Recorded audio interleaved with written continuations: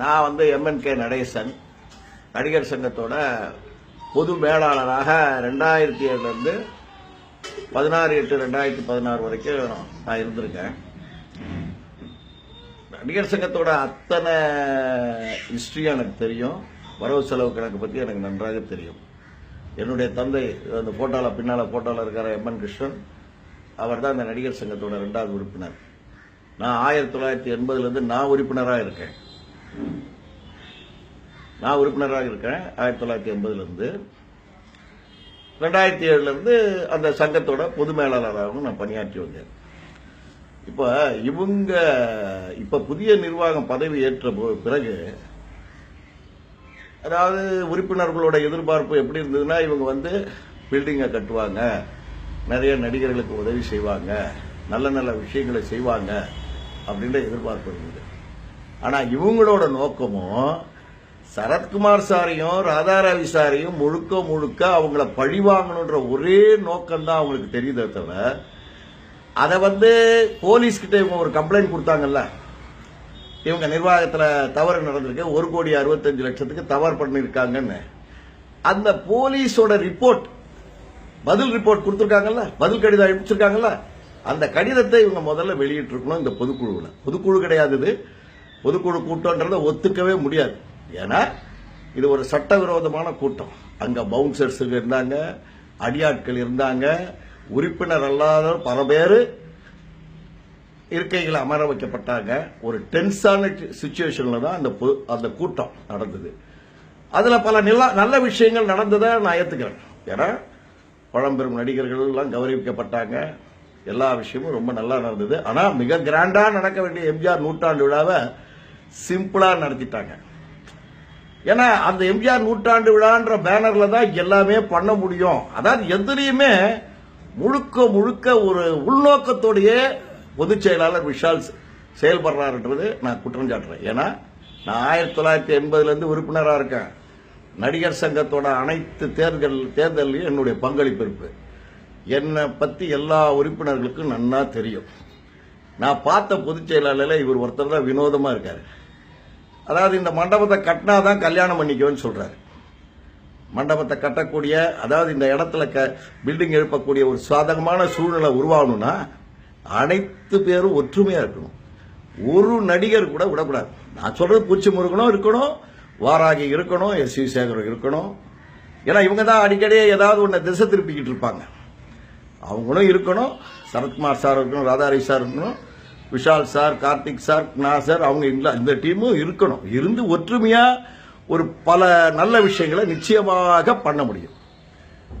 அப்படி இருக்கிற சூழ்நிலையில இன்னைக்கு கார்த்திக் சாரை கேள்வி கேட்கும்போது, மீடியா கேள்வி கேட்கும்போது அவர் என்ன சொல்றாரு, நான் வந்து எதுவா இருந்தாலும் பொதுச் செயலாளர் விஷால் தான் பதில் சொல்லணும்ன்றாரு. அவரை பத்தி ஒரு குற்றச்சாட்டு இருந்திருக்கு. அதை பத்தி என்னன்னா, நான் வந்து அதை மீடியாவுக்கு பதில் சொல்ல வேண்டிய அவசியம் இல்லைன்னு. ஒவ்வொரு விஷயத்தையும் நீங்க மீடியாவுக்கு தானே சார் எடுத்துட்டு போனீங்க. ஏதாவது ஒரு விஷயத்தை மீடியாவுக்கு எடுத்துட்டு போகாம இருந்திருக்கீங்களா? ஒரு பொதுக்குழு செயற்குழு நடக்க உடனே மீடியாவை கூப்பிட்டு பேசுவீங்க. இன்னைக்கு நீங்க வந்து பில்டிங் ஃபண்டுன்ற பேர்ல 15 கோடி ரூபாயை வசூல் பண்ணிருக்கீங்க 6 மாசத்துல. மிகப்பெரிய அச்சீவ்மெண்ட், ஒத்துக்கிறேன். ஆனா அதுல 6 கோடி ரூபாயை செலவு பண்ணிருக்கிறதா கணக்கு காட்டிருக்கீங்களா? அது எந்த விதத்துல நியாயம்? அதெல்லாம் உண்மையான கணக்கா? ஆடிட்டரும் லீகல் அட்வைசரும் சொல்றதை கேட்கறீங்க, அதே மாதிரி ஆடிட்டரும் லீகல் அட்வைசரும் சொல்றதை கேட்டுதான் புதிய நிர்வாகம் நடந்தது. அதுல எந்த ஒரு ஊழலும் கிடையாது. எங்க பீரியட் வரைக்கும் 18/10/2015 வரைக்கும் அனைத்து வரவு செலவு கணக்கிலும் நீங்களே நேத்து நடந்த அந்த கூட்டத்தில், பொதுக்குழு கிடையாது, பொதுக்குழு அதை ஏத்துக்கவே முடியாது, அந்த கூட்டத்தில் நீங்க ஒப்படைச்சிருக்கீங்க. உங்க புக்கா போட்டு பிரிண்ட் பண்ணி வந்துருச்சு. ஏன்னா அது வரைக்கும் நான் பொறுமையை காத்தேன். ஏன்னா நான் ஒரு மூத்த உறுப்பினர். ஈவன் சரத்குமார் சார், ராதாரவி சாரை விட நான் ஒரு மூத்த உறுப்பினர். என்னுடைய தந்தை தான் 2வது உறுப்பினர். மீண்டும் சொல்றேன், அதாவது கார்த்திக் சார் வந்து பொருளாளராக இருக்கார். அவர் தான் இப்ப நிறைய விஷயங்கள்ல மாட்டிக்கிட்டு இருக்கார். அவரை நல்லா கிளவரா விஷால் வந்து மாட்டி வச்சுட்டாரு. 4 கோடியே 10 லட்சம் ஒரு நாள் கிரிக்கெட்டுக்கு எப்படி செலவாச்சு, அதுக்கு நீங்க பதில் சொல்லி ஆகணும். அந்த நடிகர் சங்க நிலம் வந்து நமக்கு சொந்தமா இவங்க என்னமோ புதுசா ஆக்கிட்ட மாதிரி சொல்றாங்க. என்னைக்கு விஜயகாந்தும் சரத்குமாரும் சேர்ந்து கடன் அடைச்சாங்களோ அன்னைக்கே அந்த நடிகர் சங்க நிலம் நமக்கு சொந்தமாயிடுச்சு. இப்ப சத்யம் சினிமாஸோட ஒப்பந்தம் போட்டதுல 120 கோடி ரூபாய், 60 கோடி ரூபாய், இப்படி வாய்க்கு வந்த போகல எஸ் வி சேகர் சொன்னாரு. அது எல்லாம் ஜால்ரா போட்டீங்க. அதை வச்சுதான் நீங்க எல்லாரும் தேர்தலில் ஜெயிச்சிங்க. அதாவது ஒரு அபாண்டமான குற்றச்சாட்டுகள், பொய்யான குற்றச்சாட்டுகள், பொய்யிலே பிறந்து பொய்யிலே வளர்ந்த புலவர் பெருமானேன்னு புரட்சி தலைவர் படத்தில் பாட்டு வந்திருக்கு. அதெல்லாம் உங்களுக்கு எல்லாருக்கும் தான் பொருந்தும். ஒரு நாளாவது ஒரு உண்மையை சொல்லியிருக்கீங்களா நீங்க? இன்னும் நானும் ஒரு வருஷமா பொறுத்திருந்தேன். இதுக்கு மேல என்னால பொறுமை கிடையாது. இனிமேல் நான் எல்லா விஷயங்களையும் ஓப்பனா மீடியாவில் சொல்ல வேண்டிய அவசியம் எனக்கு ஏற்பட்டுருச்சு. நீங்க வெளிப்படையான தன்மையோட நடக்கிறவங்க, டிரான்ஸ்பரண்டா எல்லாத்தையும் டிஸ்க்ளோஸ் பண்ணுவோம்னு நீங்க சொல்லியிருக்கீங்கல்ல, நீங்க என்ன பண்ணணும்? நம்ம கிரவுண்டு தானே, அதுல 3 டென்ட்டை போடுங்க, மீடியாவை வரவைங்க, உங்க சைடு ஆடிட்டரை வரவைங்க, நாங்களும் ஆடிட்டர்களை கூட்டிட்டு வரோம். பொதுவான நிர்வாகத்தில் பதவியில் இருக்கிற நான் 24 செயற்குழு உறுப்பினர்களுக்கு இந்த 4 கோடி 10 லட்சத்தோட விவரத்தை கேட்டா சொல்ல தெரியாது. உண்மைதான், அது எப்பவும் நடக்கிறதா. நடிகர் சங்கத்தில் முக்கியமான பொறுப்புல இருக்கவங்களுக்கு தான் எல்லாம் தெரிஞ்சிருக்கும்.